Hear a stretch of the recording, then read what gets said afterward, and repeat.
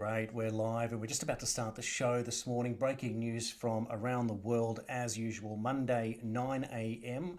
That is Sydney time, and that would be playing out Florida 7 p.m. Sunday evening.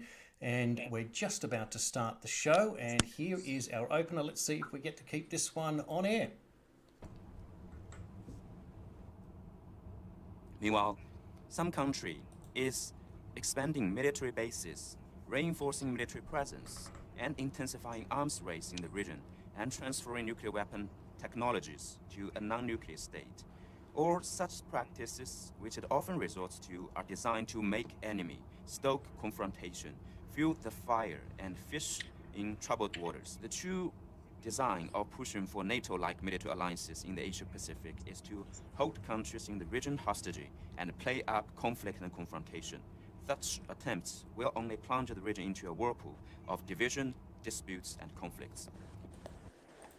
And welcome everyone to World Series News. That was the speech from the Chinese Defence Minister General Li at the Singapore International Institute of Strategic Affairs, or Studies, I should say, on the weekend. Simon, welcome back to the show. It was an interesting speech, and it was probably the one we were all waiting for to see how China would react to an Indo-Pacific pro-Australia, pro-America event. What were your thoughts? Okay, so the key thing there is from a visual perspective, there was a couple of interesting things. He went on the stage and he did a very exaggerated salute. Now, it was reported that he was saluting the other admirals and generals in the audience. But one, I would point out that he wasn't wearing his dress cap. And normally you don't salute unless you actually have your cap on. Okay. So, and most of the generals probably weren't wearing their hats in the audience because then people couldn't see over them. But I actually don't think that he was saluting the audience. I actually think he was saluting the Chinese nation in much the same way as a gladiator would salute the crowd when going into the arena before the fight to the death would occur. Yeah, wow. Okay. And unfortunately, it was presented obviously in Chinese, which was good for the Chinese audience, but for the Western audience, it was through a translator. That translator had a very timid voice, so it didn't really get the message across as it might have been interpreted in Mandarin. He actually had three big references, which are the sound bites that most of the Western media have focused on in much the same way as they focused on Biden falling over and completely ignored the really significant content of his speech that was in the middle that I covered, was like the only person to actually analyze what the heart of the speech was. So to quickly get the sound bites out of the way, he talked about blocks and alliances, which is a theme exactly from Biden's speech, where he was talking about alliances and partnerships, okay, causing a whirlpool of conflict. Okay, so that's a good kind of like, visual image there, whirlpool of conflict. Sure. And that very much ties in to the First World War, where you had a whole series of bilateral and trilateral alliances causing like 20 countries to suddenly be at war with each other, starting from a relatively minor dispute. So this is what he's trying to say is, look, you're doing AUKUS, you're doing the Quad, you've got your mutual defense agreement with South Korea, you've got your agreement with the Philippines, you've got your agreement with Japan, right? And if the United States exists as the hub of this confluence of bilateral and trilateral agreements, then it only needs a war between China and the United States, and it suddenly explodes into a war with 20 countries, exactly like the First World War. Okay, then his next point which I think is a deeper point than it came across as, where it was simply the image of a whirlpool of conflict. Yes. There, when you think of the whirlpool of conflict, I think that most Westerners, probably their immediate thought was the whirlpool in Pirates of the Caribbean, when the ship gets sucked down and he goes down to Davy Jones' locker, right? That's probably, and I'm possibly projecting here, but I'm guessing that when he used that phrase, that was what most people thought of, was Pirates of the Caribbean, right? This was like Pirates of the South China Sea. Yeah. Right. And I mean, I'm not trying to be offensive there, but simply, if you were thinking of a whirlpool, what other example of a whirlpool would you have other than Pirates of the Caribbean? Right. Sure. So, which if you remember, the queen of the pirates, funnily enough, was from the South China Sea, ironically. Right. Now, the other kind of warning / insult that he had was that confrontation between China and the United States would be an unbearable disaster for the entire world. And this is very much a kind of follow-on from what the Americans have been forcing everyone to do in terms of Ukraine, but is now actually turning into the Greater Eurasian Partnership member or not, is, you're in one side or the other, and we are advancing to a 40 versus 160 country block situation that has been caused very much by the making of NATO, forcing people to decide, are they going to give money and or weapons and ammunition to Ukraine or not? Okay. But the real point have had to go in and explain this after the fact, and it really hasn't been picked up upon by the Western media. And I will link this story to it, and it's quite long, and so we're literally just going to go through like the 4 subheadings, and even the way they put it in print is a little frustrating because it's a huge block of text, and they haven't actually literally put the subtitles in bold, but there are actually 4 subtitles, which are the 4 concepts of the Chinese new security initiative. So once again, and I, really not trying to kind of blow my own horn, though that's probably, suitable for elementary school education nowadays, that what we're trying to bring to the audience is what none of the other Western media are bringing to you. Okay, so this is all over the Chinese media, but as I've explained, it was published at like 4 a.m., 3 a.m. our time. Okay, so nobody happened to be awake at that point, and in a manner that it was not easily digestible. It would have been easier if they just literally published like the 4 bullet points and then linked to an article giving them in detail. Okay, but we're going to go through those like bang, 1, 2, 3, 4. Okay, So the first point was that mutual respect should prevail over bullying and hegemony. Now, that's got 3 things in it. It's got the mutual respect, the bullying, and the hegemony. I'm going to explain these relatively quickly. Okay. Now, in terms of bullying, that is literally a contrapost to what Secretary Austin said the day beforehand, where he was projecting and used the term bullying in regards to China's physical behavior. And then he also used the term coercion, which you will recall is the phrase that's being used by the Europeans and was particularly used at the G7, where they were talking about China's behavior in terms of economic coercion.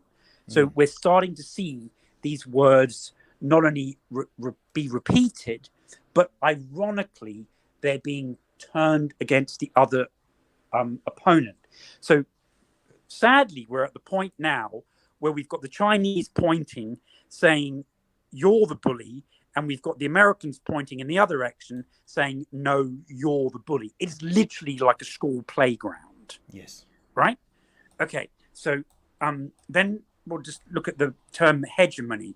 Now, that's very important. You've got Putin using the phrase hegemony. You've got Dugin using the phrase hegemony. You've got the Iranians using the phrase hegemony. You've got the Chinese using the phrase hegemony. You've got people from the African Union using, right? It's all resistance against American hegemony. Okay. Now, throughout his speech, in much the same way that we were joking previously about Voldemort and he who shall not be named, right? You will recall that in Aboriginal's speech on the first day of this conference, right, he avoided largely using the name China. Okay. And we were joking that China was the new Voldemort, i.e., he who shall not be named. Okay. But in the same way, General Li Shangfu never said the name America or United States of America. Yeah. He used the phrase some country. Okay. And similarly, when other nations are avoiding, the Russians in particular, talking about the British, they simply say that the Anglo-Saxons. Okay, so we're in this like bizarre world where we've seen this in American presidential politics, right? Biden never says the name Donald Trump. He always says the previous president or my predecessor. He never says Donald Trump. Okay? Because saying that name is like recognizing them. Yeah. Okay?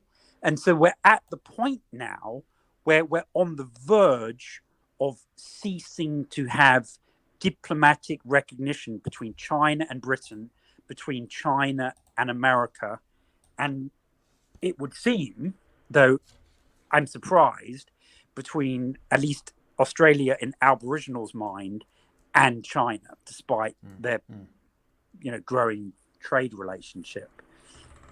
It, in some ways, like the way Aboriginal was doing, appears to be an attempt to avoid giving insult, bearing in mind that in the G7 joint declaration, they mentioned China by name 20 times, and the Chinese took offense at that. Okay, that was just, happened literally 2 weeks ago, right? Yeah. So you could say, well, if they don't like having their name used 20 times in 2 pages of the joint declaration, let's not use their name at all, then they can't complain about us using their name. That's a logical deduction, right? But now the Chinese are kind of like responding in kind by saying some countries. Now, you can go from the point of view of it's better not to name them, so you can't cause offense. And so both countries are now doing that.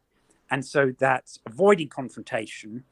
But I would argue the opposite, which is if you don't name them, then you're failing to recognize their existence.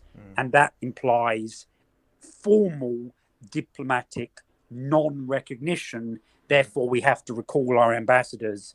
That is one step before the final ultimatum before global war. Okay, so people can choose which they think is the situation. All right. So we'll go on to the next point, and I'll try and do these quickly. The second one is fairness and justice should not transcend the law of the jungle. No, sorry, fairness and justice should transcend the law of the jungle. Now, we've got the whole Burrell thing. Europe is the garden and the rest of the world is the jungle. Now, bizarrely, that excluded America and Canada. I don't think he's talking in those terms there like Burrell, though they do like to constantly remind him of that because the Africans were furious about that. So what more he's talking about here is the concept that might is right. Whenever you see jungle, it's also very important to remember that in years previously, Putin was using Rudyard Kipling's Jungle Book to try and communicate with the Americans. That's a whole separate story. I talked on a show for 35 minutes just about that one concept, but that is something that's important to remember. He has previously stated that Rudyard Kipling was his joint favorite author along with a famous Russian admiral. So any references that you can tie back to Rudyard Kipling are deep within Putin's psyche. But there, I think it's more talking about might being right and that small nations should have equal rights. And he specifically goes on to explain that countries, big or small, strong or weak, rich or poor, are equal members of the international community. Okay? Yep.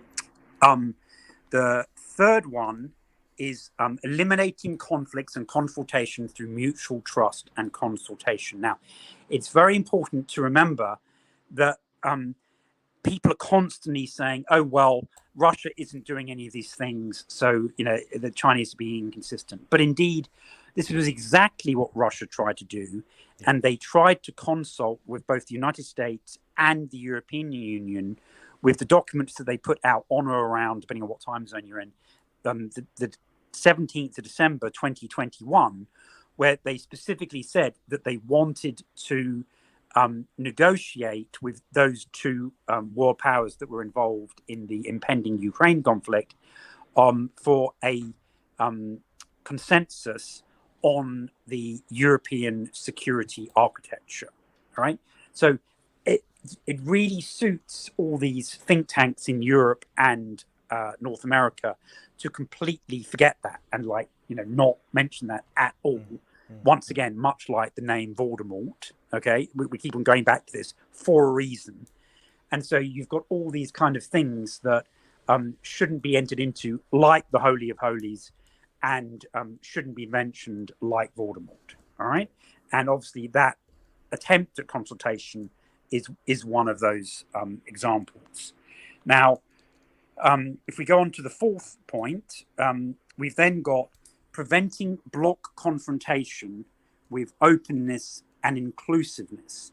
Now, this ties very much in with both Xi opening up the Greater Eurasian Partnership, essentially to everyone other than the Anglo-Saxons, which in that case includes the Americans and the British, and is also explained in Russia's March foreign policy concept that Lavrov rolled out, where they said that, we're open to engagement with the entire world except the Anglo-Saxons, which was the British and the Americans. And even then, they said that possibly the situation with the Americans was redeemable.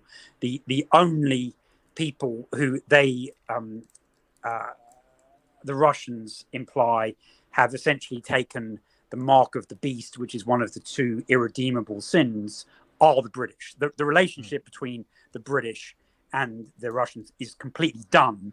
That's why the popular media in Russia constantly talk about the first place that Russia should nuke being London, and the first place that they should use the Poseidon underwater nuclear torpedo is Britain, and the first country they should sever diplomatic relations with is Britain. That's because Britain has become irredeemable, and they're constantly talking about why don't we just sever diplomatic relations and just get it done with. Okay, but it also ties in with Quinn Gang's tour around Europe. And you'll remember that he ended up in Norway, and he was specifically pleading for the world not to devolve into a second Cold War, this time not between America and the Soviet Union / the Warsaw Pact, but between America and China, with Europe on America's side. And he very much explained how it was China's wish that that not occur. And they keep on repeating that. But as we're seeing from Mearsheimer and Kissinger and Ferguson, that all of those top, policy people in the West believe that the situation not only exists, but has existed for like at least 6 months. Okay, so those are the four key points in his speech. And once again, I would invite the audience to consider: has CNN, has the BBC, has the Sydney Morning Herald, has ABC News 9, has even AHD TV or Maria Z explained the substance? And I would suggest that they haven't. Okay, now the fact that the Chinese are putting this in English, and that their article is saying the Chinese minister elaborates, is to get the point across. You've got to read the footnotes. You've got, the devil is in the detail. Yes. Pay attention to the whole transcript. Yep. Don't just, like CNN is inclined to do, grab upon one or two of his three militaristic sounding sound bites that really weren't threats. There was a threat in the first bit, okay, where he's talking about fishing in troubled waters. Yes. Yep. But in terms of the whirlpool of conflict and the unbearable disaster, he wasn't saying we are going to do this to you. He's saying you are going to cause this to fall upon the world. Yeah. And I would suggest that was an entirely valid warning, not a threat. Okay, we're done with that. Where do you want to go next, Jason? I want to talk about the Naval Alliance, the story that we started Saturday morning, my time, and the developments that have gone there. I think it's really important just to explain again in relation to the perspective between the US and this Middle Eastern alliance that has come about through China's assistance. I think it's really important to balance that off with what we just saw on the weekend. Yes, you're entirely correct. And in much the same way as we have a pro-Nazi, anti-Nazi, to put it in extremely simplistic terms, dichotomy between the logic of the Russians and the public reasoning of the West in regards to Ukraine, right? Then we've got a clear break in the understanding of what reality is. Now, it's often dangerous to superimpose your logic upon other people because, as of yet, we don't yet have the 6G internet of bodies. And so I can't directly download their thoughts, though we're not far away from that point. Okay. But all we're going on is the public statements that the State Department and, in this case, the press spokesman for the Fifth Fleet, which is the fleet that's based in the Persian Gulf, are publicly putting out. Okay, so in our previous show, we went over what Barbara Leaf had said, and I said how literally I thought that was just either perjury or delusional. Okay, and there was only two views of that I had, but astonishingly, the press spokesman, who's called Lieutenant Commander, I believe it was Townsend, and he gave this interview to a press organization, and I've got it linked in a big thread where I refute it, that I'll link to the show broadcast, right? Yep. And here I have to give credit to Harrison Smith of InfoWars, because whilst I had all the Middle East versions and the Barbara Leaf version and the Middle East Institute version, he noticed that had come out yesterday, sent it to me, and it completed the picture, right? But basically, this guy said that it was beyond belief, or his logical deduction, which in itself are contradictory, because one is a process of elimination and the other one is an article of faith. But in this case, it just goes to show his mindset, in that he appears to be using reasoning and belief interchangeably, right? Now, personally, I would argue that that's a failure of education, but others might argue that it's because, for him, NATO is an article of faith, and that Article 5 is like a religion.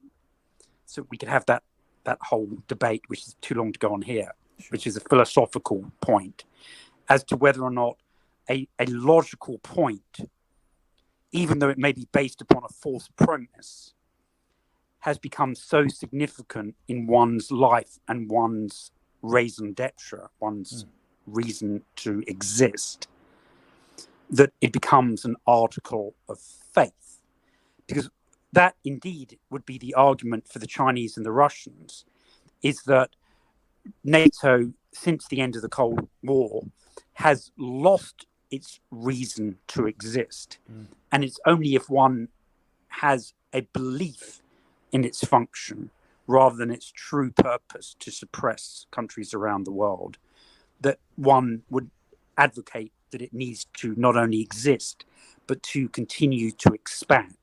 But getting back to the point, his argument is that there was no way that the Gulf Cooperation Council countries would ally themselves with Iran, completely overlooking the fact that the Chinese mediated the rapprochement between Iran and Saudi Arabia that was declared in Peking or Beijing on the 10th of March. Just not even mentioning that. Okay? Because that basically is being believed by the Americans, at least publicly, as expressed by Barbara Leaf to the US Senate, that it literally doesn't exist. So if we keep on going la la la la la la la la la la, then it'll just go away and it's like a bad dream. Okay? That ignores two things. One, that CIA Director Burns went to Riyadh and met with the Crown Prince and their Director of Intelligence and their National Security Advisor, and specifically complained about being blindsided by the Iran-Saudi Arabia deal. So if that happened in March, who is to say, with that one example of proof, positive, empirical proof, that it could happen and has happened once before, that it would then never, ever in the history of the world happen again? That clearly is ridiculous. And to believe that, you would literally have to be relying upon faith rather than reason. Okay? His second example that he relied upon to prove that such a future arrangement was inconceivable was the article that I myself had included in my thread on the 10th of March as an example of the scale, and you'll excuse the pun, of the sea change. Because on the 25th of February, the Gulf Cooperation Council had put out a statement saying how happy they were to cooperate with the Americans against Iranian aggression. Okay.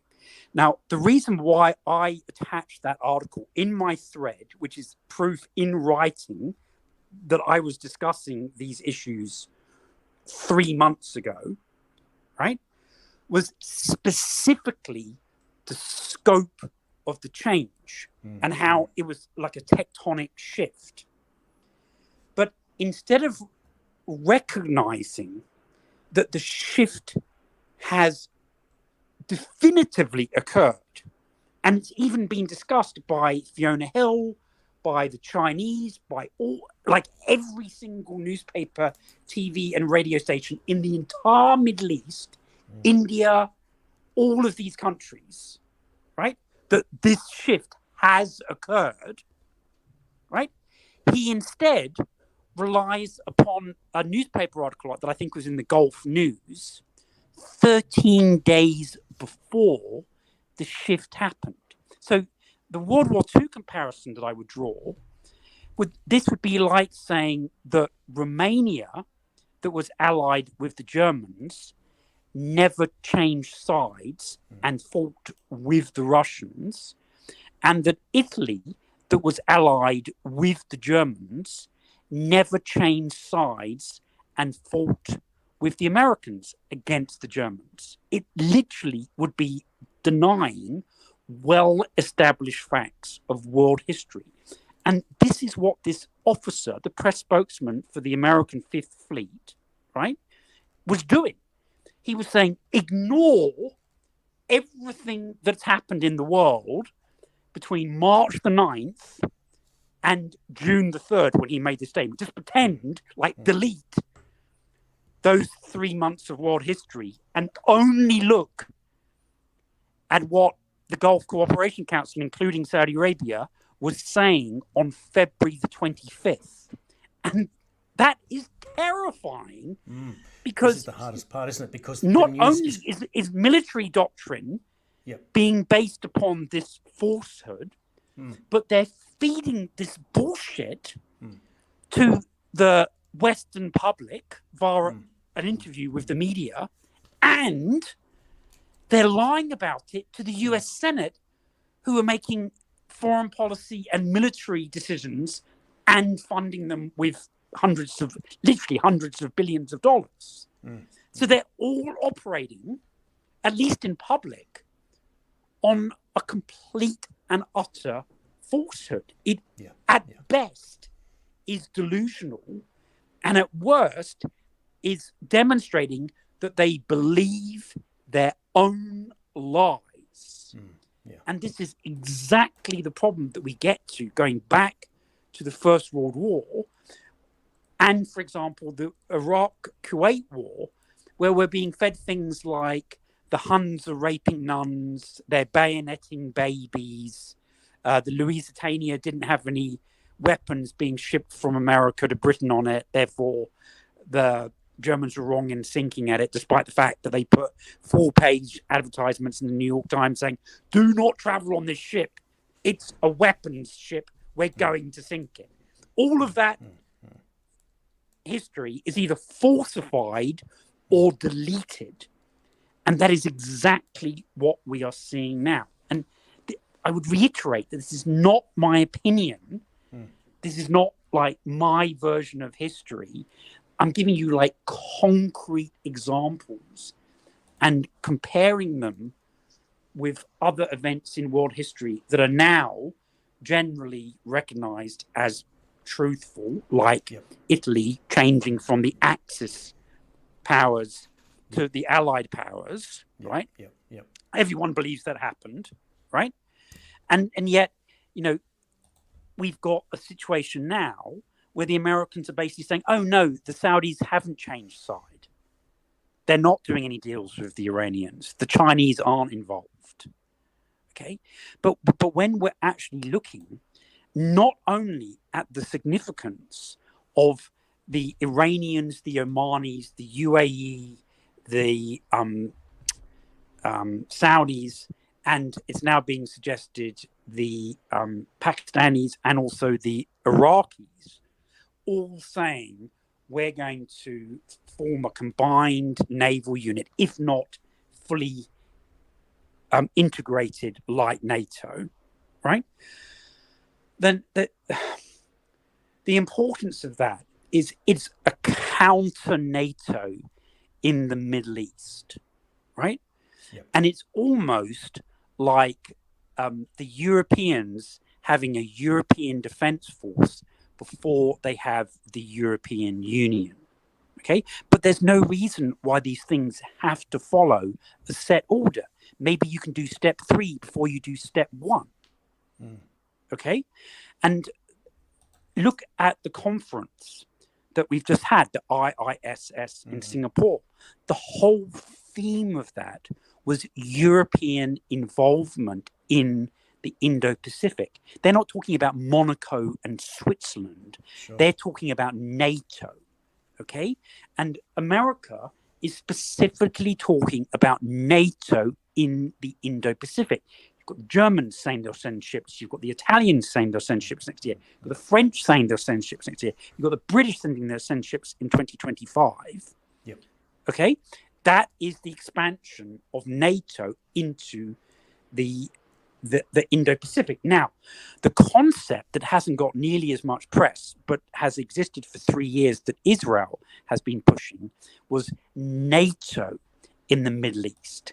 And they were hoping that if they were successful in overthrowing Assad and controlling the government and possibly forming Greater Israel with the rump state of Jordan and the Turks and the Egyptians and the Moroccans, right, that they would be able to form the Middle East in NATO. And their dream was to include Bahrain and the UAE and Sudan, which had all signed the Abraham Accords. And the jewel in the crown, to use the Indian analogy of the British Empire, because India was regarded as being the jewel in the British imperial crown, and it literally was the core in North Star, right, was that they would be able to completely reverse their isolated position and instead become the hub of the Middle East NATO. Now, what the Iranians are saying, and they're saying this like literally spelling it out, ha ha, you've lost. We're now the hub of the Middle East NATO. Iran is, and we're the hub of the INSTC. And now all these countries are gathering around us, and we're including the Russians and the Chinese. Yep. That is the scale of the change. Yes. Okay. Now, and I've been saying this for months, right? And I've even argued the point with quite respectable analysts on Twitter. And they've been saying, how will they do this? Saudi Arabia is not going to fight against America. They don't need to. It's just like the Philippines got America out of Subic Bay and Clark Air Force Base. They either trigger the notice period in the stationing agreements, they revoke the immunity, the legal immunity agreements that puts every officer at risk of being arrested and tried in a Saudi Arabian court, okay, as opposed to being handed back to the judge advocate division of the American military and tried in some favorable American court, right? Or they simply allow the basing agreements to run out. They don't kick people out. They just say, you've got a 10-year basing agreement. It's got 3 years left to go. We're not renewing it. Get ready. Yes. Okay?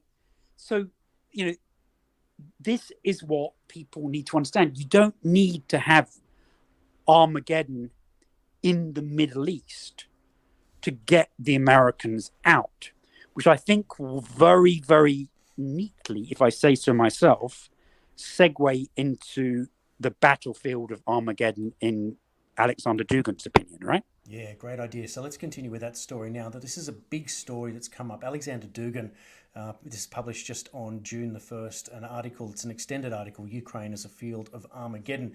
And Dugin is somebody that features constantly on this program now, as we explain his ability as, well, one of Putin's right-hand men, but one of the great Russian thinkers. Simon, it's an extraordinary headline, isn't it? Ukraine as a Field of Armageddon, but it is truly a massive article with 7 big points that we need to get through in our remaining time now. And we have got a bit of urgency now to get this in the next 15 minutes.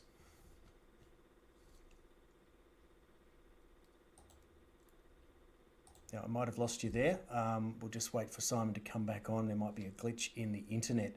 I'll put that picture back up on screen there so we can just get into Am I some back? of the detail. You've got you now. Great. So, Okay. so just continuing on with this story. We've got about 15 minutes on the Yeah, clock. no, I understand. I can handle this in this time. So, just yeah, okay. We'll do this. There were a couple of other headlines, but they're not seismic like this. Now, Dugin used to be referred to as Putin's brain. Okay, and they had a very, very close relationship. Now, he has publicly complained that that is no longer the case. Now, what he has done in this fantastic article, which is at thepostil.com, okay? Yep, I've just put it into the comments there. And I will link thepostil.com, and people can find him on Twitter simply by searching Dugin, Dugin, then he'll pop straight up as the Twitter account for that, okay? Now, what he's done is he's looked at, he set the premise first. So first of all, and this is something that he's been saying for quite a while, and so has Igor Girkin, and so has Prigozhin, and so has Kadyrov. They've been saying, so Kadyrov is the head of the Chechen armed forces, and Prigozhin is the head of the Wagner private military company. And they've been saying that Russia needs to understand that this is no longer a small military affair, and that it's a war that's acquired much more global ramifications because they're clearly now fighting against the whole of NATO, plus about 10 other countries. Okay. So Dugin's premise is that if you accept that as valid, which I think many people now would, that the conflict needs to be analyzed using large-scale approaches. And he has 6 approaches. And I'm just going to read out the names of them. I'm not going to go into each one in detail because that's exactly what the article does. Okay?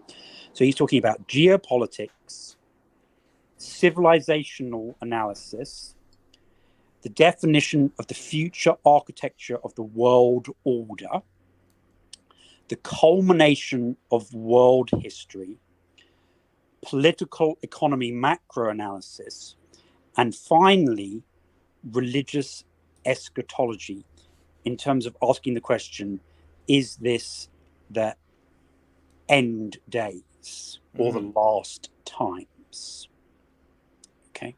Incredible. Now, I would like to draw people's attention to a few issues. So we've already seen in the last 2 weeks, Putin slowly moving towards preparing the Russian population to publicly accepting that they're on the verge of total warfare. Now, already on March the 14th, when he visited a factory, I reposted this just a couple of days ago, he gave a very short press comment where he was basically explaining how the conflict in Ukraine was existential for Russia, whereas in his opinion, it wasn't for NATO.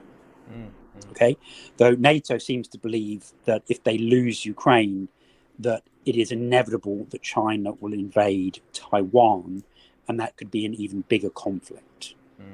Okay, so Mearsheimer is suggesting, Professor Mearsheimer, that it always was existential for Russia, and they've talked themselves into it becoming existential for NATO, which is very much what Poland and the Baltic states have been expressing, that if Ukraine falls, then Putin's going to immediately invade Estonia and Poland. Okay, now I personally don't believe that for a second, but I'm simply saying what world powers are expressing for their justifications for putting like endless money and resources into Ukraine. Now, one concept that we've been talking about a lot, both with the Russian 2021 national security doctrine and also with President Xi's global civilizational initiative, okay, which is being implemented as we speak. It's now the role of modern China within that concept. It's like a deflagration, which is a slow-moving explosion. A deflagration, as opposed to a detonation, is an explosion where the shock wave moves slower than the speed of sound. Okay, it's like subsonic ammunition. Okay, now that is how I would compare the rollout of the Greater Eurasian Partnership in the new era. Is very much like a deflagration viewed from a long distance, which is what I'm trying to explain to people looking from what Harrison Smith describes as me doing the 40,000 foot view. Yes. I would suggest it's more like the 70,000 foot view, okay, which is the altitude where the SR-1, the Blackbird, flies at. Yep. And so it's very important to keep on seeing the big picture. Now, what the Russians have been talking about consistently for 2 years now, and that the Africans and the West Asian / Middle Eastern countries and the Chinese are constantly now reiterating, like we're explaining it to you. It's like I joke with people, this is the 665th warning of the apocalypse. Okay? Yes. It's a civilizational, cultural, traditional values issue. It's not the only issue, but it's the deal breaker, particularly for the Africans. Yes. Okay? Now, so he's making his second point here, that we need to look at this from the civilizational aspect, and that's all the LGBTQ, and in particular the transgender, and as Putin would say, saving our children. Okay? Now, what's very interesting is in the context of this article is Dugan takes it a step further, and he's saying that we're not just dealing with Western concepts of neoliberalism versus Russian, Chinese, and African traditional values. He's like the West has, and I would think that a lot of our audience might instantaneously associate with this concept, is that certain aspects of the policy world in the West have gone post-human, and that they are literally in the process of trying to transfer sovereignty of the planet from humanity to artificial intelligence. Go on. Wow. So when you say transfer sovereignty of the planet from humans to artificial intelligence, you mean by making government sort of AI run, perhaps? No. Literally, humanity committing suicide and leaving the planet to a computer. It's unbelievable. And this is the difference between, in his opinion, the Western New World Order's end game and the Greater Eurasian Partnership end game, which embraces individual... No, it's not correct. It's not individual human difference. It's national sovereignty and cultural differences within the same economic sphere. So one is literally like X-Files type, we hand over to the aliens. If people remember the underlying theme in X-Files, it's that 30 or 40 families had cut a deal with the aliens that they would be allowed to survive if they gave the aliens the planet Earth. Okay? So he's literally saying that their plan is essentially the underlying theme of the X-Files. But it's not aliens, it's AI. and the families won't stay here with the AI. They'll go off planet, like Elon Musk has been talking about going to Mars, and Ray Kurzweil has been publicly talking about going into different galaxies. Okay, so it's not like he's just woken up and had this idea. There's like big people in IT have been talking about this for over 10 years. Yes. Okay, but he's saying that the Greater Eurasian Partnership in the New Era absolutely rejects that. And that's where one of the 6 areas of conflict exists. Now, though it's somewhat daring, like I added 2 concepts to Mearsheimer's idea for why peace was hard to achieve between Russia and the West. And the 2 things that I added were culture and religion/faith, right? I would be so bold as to suggest that Alexander Dugin, 1, has missed something out, and 2, hasn't fully identified the nature of what is holding the West back in this article, though he previously has done so. So very briefly, the concept that I think he's missed is cognitive warfare. Okay, and the idea of that's been fully embraced by NATO for the last 20 years. And I've argued this point with Hervé Moritz on TNT Radio and elsewhere, that we are beyond propaganda and we are beyond perception management, and that for 2 decades now, the relevant tool being used by the military and politicians is cognitive warfare.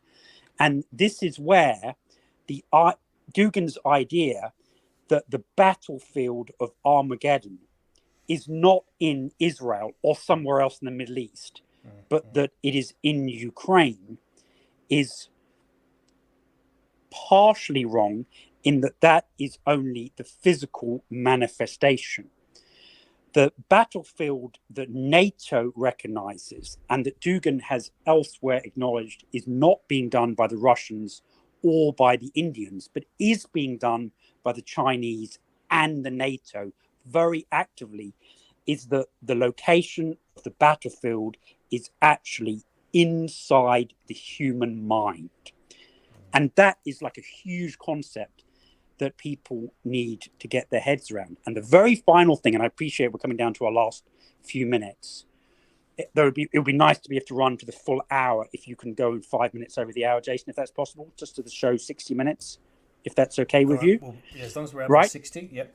Yeah, is that the idea, and this is a huge concept that we'll come back to and we'll expand, but we may actually have an opportunity to do this publicly on another very, very big show that we'll decide if we're going to announce literally now, is the idea of the catachon. Now, there's 2 ways of spelling that.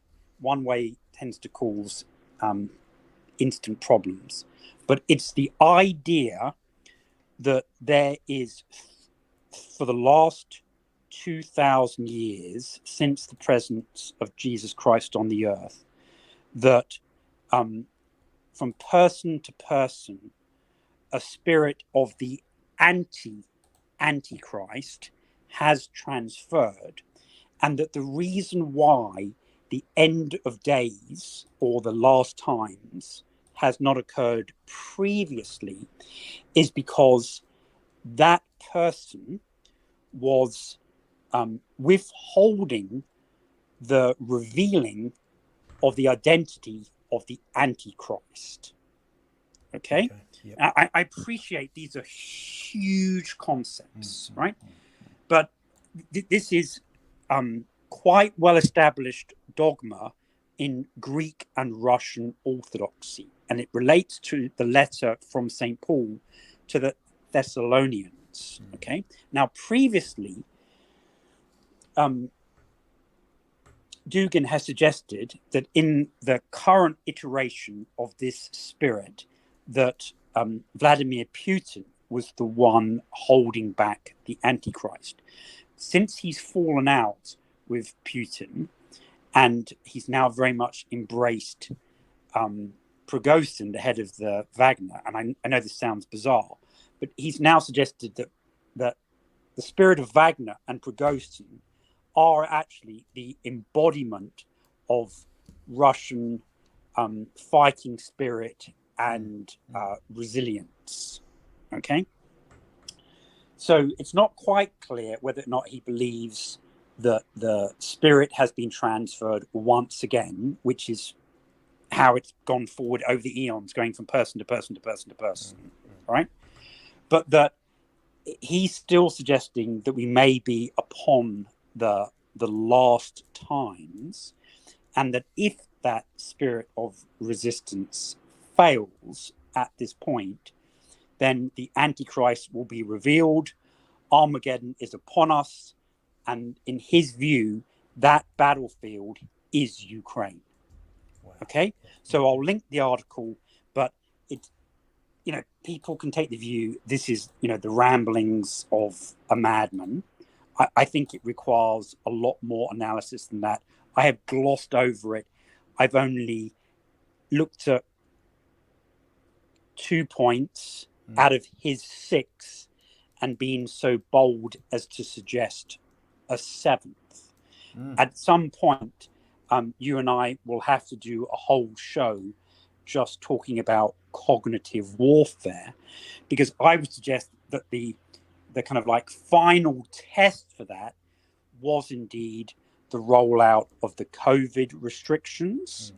That was the beta test for whatever their final use of cognitive warfare is.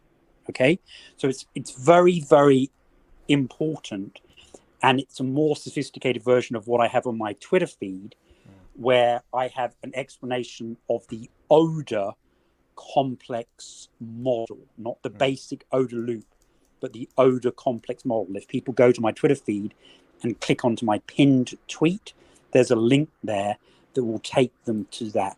That is simply a part of cognitive warfare that was developed in the 1960s in the Vietnam era. And that very much ties in with hearts and minds. But we're now obviously into a new iteration of that with what NATO now calls cognitive warfare. Okay. So that's very, very important for people to come to understand. And hopefully we'll have an opportunity to explain that. Now, do you want to mention the show that subject to world calamities we're going to be on Tuesday? Yes, let's do it. You can mention it, Simon. You're the broker of the deal.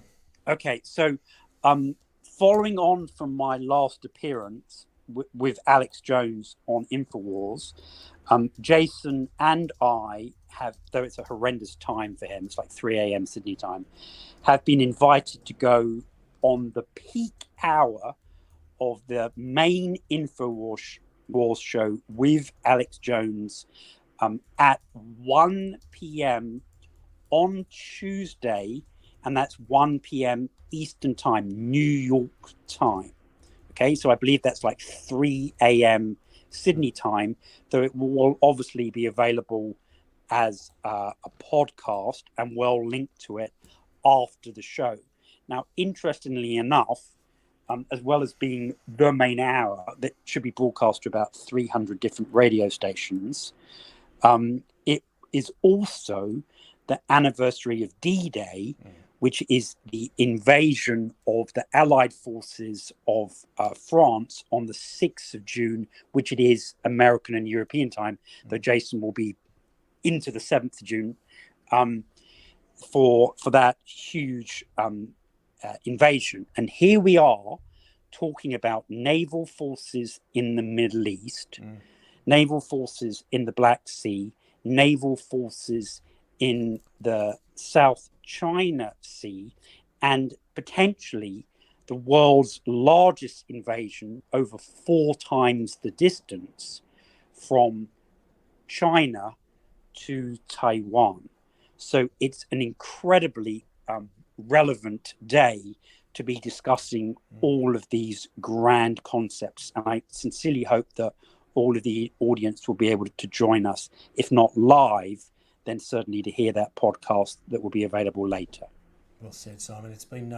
It's going to be a big deal. A lot of prep that we've got on to explain in that 1 hour edition there that will be joining in overseas for me and for Simon on his home turf. But thank you, Simon. It's been a busy morning here and lots more to discuss in our next show, which will be on Thursday morning Australian time, Wednesday evening on the standard time, 9 a.m. in Australia, 7 p.m. East Coast.